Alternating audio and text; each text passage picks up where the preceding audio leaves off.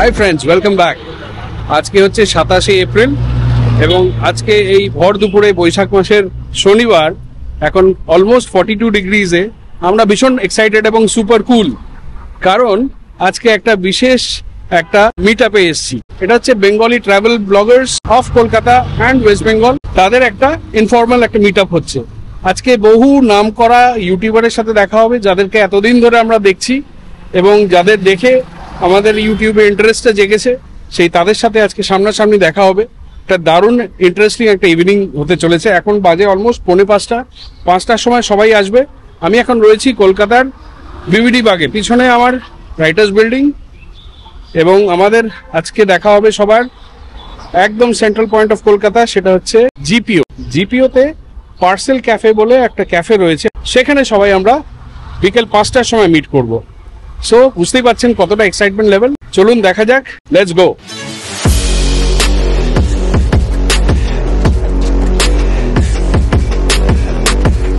এই হচ্ছে সামনে রিজার্ভ ব্যাংক অফ ইন্ডিয়া, তার ঠিক উল্টো দিকেই রয়েছে ডালহাউসির লাল দিঘির আন্ডারগ্রাউন্ড পার্কিং, এবং তার পিছনেই রয়েছে লাল দিঘি।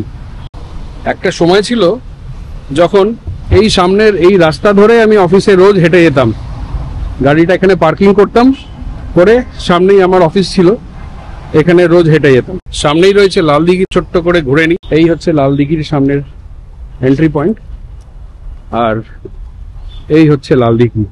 লাল দিঘির এই নামের পিছনে কিন্তু বহু গল্প আছে, কোনটা অ্যাকচুয়াল ভার্সন জানি না, তবে সেই গল্পে আজকে না হয় যাচ্ছি না, পরে আরেকদিন একটা ডেডিকেটেড লাল দিঘির বা এই ডালহাউসির উপরে একটা ভিডিও বানাবো।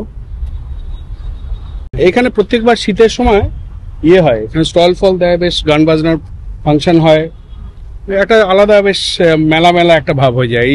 এই পুরো দুই দিকে আর কি অনেক স্টল হয়ে যায়। শীতের সময় হয়, এখানে মাছ ধরা হয়। হ্যাঁ হচ্ছে, এখন রোদের মধ্যে বসে আছি। এখানে একটা ফিশিং কম্পিটিশনও বোধহয় চলছে, আমি সামনে একটা ব্যানার দেখলাম।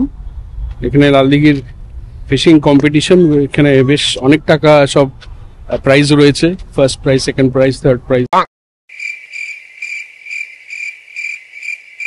তবে জায়গাটা কিন্তু বেশ সুন্দর। সন্ধ্যাবেলার দিকে কিছু লাইট ফাইট দিয়ে ফোয়ারা টোয়ারাও চলে।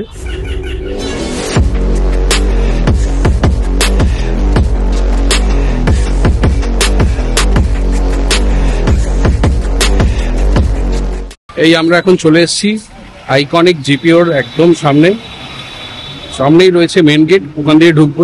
পার্সেল ক্যাফের এন্ট্রান্সটা কি ওইখানেই, আর তার ঠিক পাশেই রয়েছে জেনারেল ইন্স্যুরেন্স বিল্ডিং। আর এই যে বাঁদিকের যে লাল বাড়িটা দেখছেন, তার পাশেই রয়েছে বাঁকশাল কোর্ট।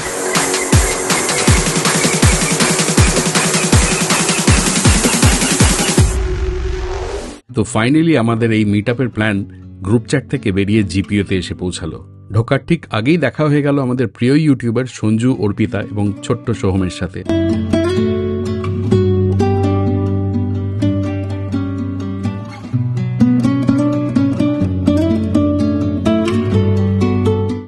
যাকে দেখে ট্রাভেল ভিডিওস বানানো শুরু করেছিলাম, সেই মানুষটির সাথেই প্রথমে দেখা হয়ে গেল। একটা স্ক্রিপ্টেড ভিডিও বানাচ্ছি, যেটা হচ্ছে বিরিয়ানির ভিডিও।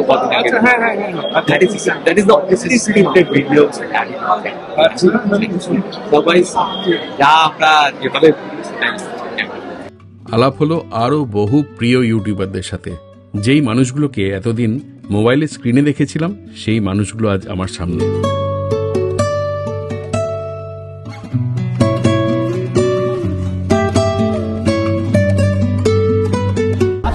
এই যে ইনি হচ্ছেন প্রস্তাবক। আমি প্রস্তাবটা দিয়েছি, এনারা সবাই অ্যাকসেপ্ট করে, এবং এটা দেওয়ার ফলে এইখানে আমরা সবাই আজকে একসাথে হয়েছি। এইটাই আমাদের বিরাট বড় একটা আনন্দ, যে এইরকম তীব্র গরমের মধ্যে এইভাবে সবাইকে একসাথে করতে পেরেছেন। এবং অনেকেই আসতে পারেননি, যারা রয়েছেন তাছাড়াও কিন্তু আমরা আরো অনেকে রয়েছি যারা অনেকে আসতে পারেননি, দূর দূর থেকে দেখছেন।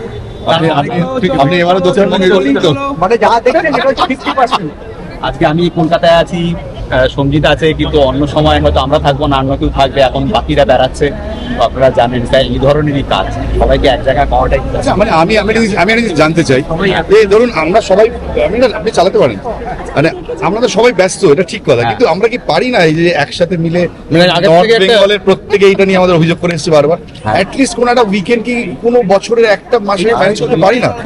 হ্যাঁ, ছবিটা তুলে নাও।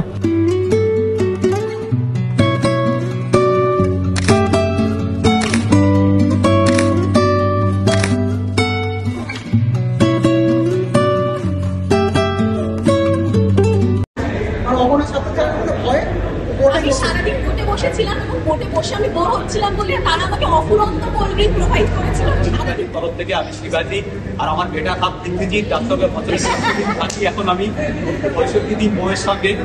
তো যাই হোক, আজকের এই দুর্দান্ত সন্ধ্যা, অভাবনীয় সন্ধ্যার সকলকে আমাদের তরফ থেকে আন্তরিক ধন্যবাদ, কৃতজ্ঞতা। তারপর কি একটা ঘরের মতো ব্যাপার হবে, কেন এটা বাঙালির একটা ধর্ম, হয় ঘরের মতো ব্যাপার হবে, নাহলে চরম শত্রুর মতো ব্যাপার। হ্যাঁ, আমি এমনও চিনি, আমার কাকা তার বন্ধু বেড়াতে গেছে, প্রথমে একটা বাচ্চা খাবার কিনে নিয়ে গিয়েছিল, সেই বাচ্চার খাবার 2 বাচ্চা ভাগ করে খাবে, কাকার আর কাকার বন্ধুর বাচ্চা। তো তারপর ফেরার পথে ওই জিনিসটা নিয়ে গন্ডগোল, আজ অব্দি তারা মুখ দেখাতে পারে না। তো এরকম ঘটনা ঘটে। আবার নিত্যতা তো এখন নিত্যতা এর ছেলে ওর মেয়ে বিয়ে হয়ে যাচ্ছে বেরিয়ে আসার পর। এই হচ্ছে বাঙালির বেড়ানোর গল্প। এবার বাঙালির অদ্ভুত একটা সহ্য শক্তি নিয়ে আমি বললাম কি আর পাচ্ছি না, এবার তো যেতে হবে, টয়লেট করছি। টয়লেট ওখানে নেই, ড্রাইভারকে বললাম ছেলে যাও, ঠিক আছে ছেলে যাও, চারদিকে বড় -15 ডিগ্রি। এবার আমি চলে যাও, কোথায় যাও, সামনে বইছে গাছখান নদী, এটাও বড়, কিভাবে যাব কি করবো? একটা প্রাচীন পর্ব করে উঠতে পেলাম, একটু গাছ, তার মধ্যে কি নিজেকে আরাম করে কিছুটা করার চেষ্টা করলাম।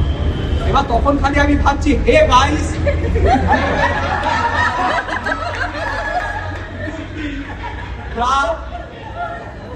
মানে most popular video of explorer শিখাচ্ছি আমি এখন করছি গাইস গাইস।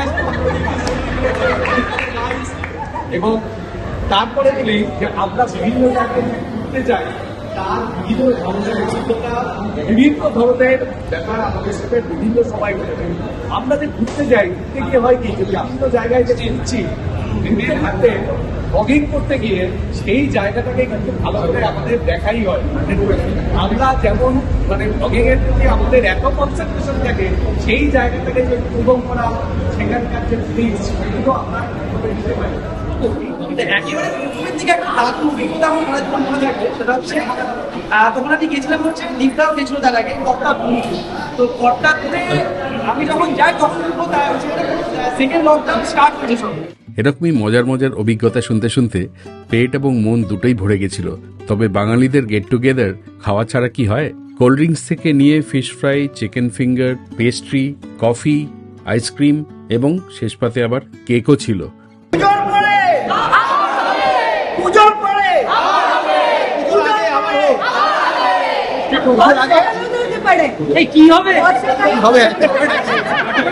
তো আজকে আমরা আসার সাথে সাথে যাদের সাথে দেখা হয়েছিল, বেটালিন, সঞ্জু এবং অর্পিতা, ওদের সাথে আজকে আরো ভালোভাবে আলাপ হলো এবং আমাদের মেইন অ্যাট্রাকশন চ্যানেলের হিরো।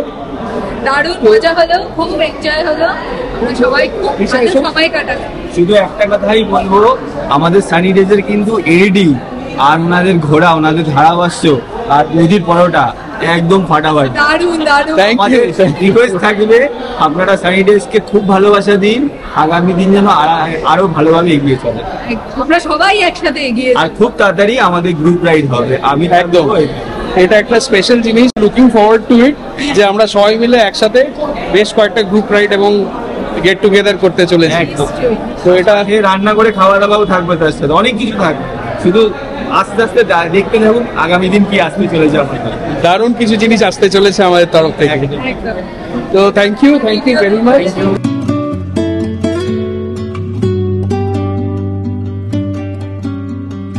কয়েকটা ঘন্টা যে কিভাবে কেটে গেল বোঝাই গেল না।